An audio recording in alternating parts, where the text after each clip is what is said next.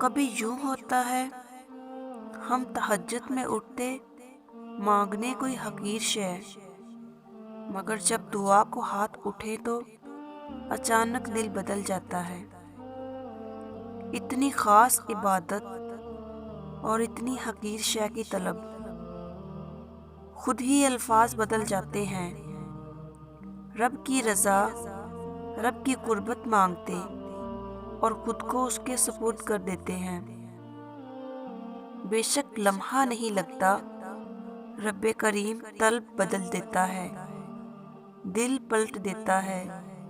یہ چاہت، محبت اور شدت، رب سے زیادہ کون حقدار ہو سکتا ہے؟ اس لذت کی انتہا ہی الگ ہے۔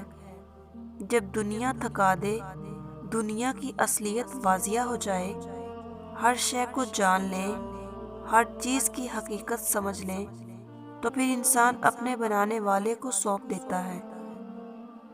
وہ جان جاتا ہے دل صرف رب کریم کے رہنے کی جگہ ہے، صرف وہی پوجے جانے کے لائق ہے۔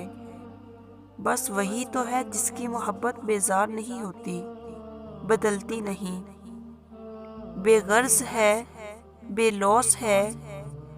وہ جانتا ہے اس کی تخلیق نے کہاں جانا ہے، بھلا تھک ہار کر ٹوٹ کر آنا تو اسی کے پاس ہے، سکون تو اسی کے قرب میں ہے۔ رب کریم آپ کو، مجھ کو، ہم سب کو اپنے حصار میں رکھے، آمین۔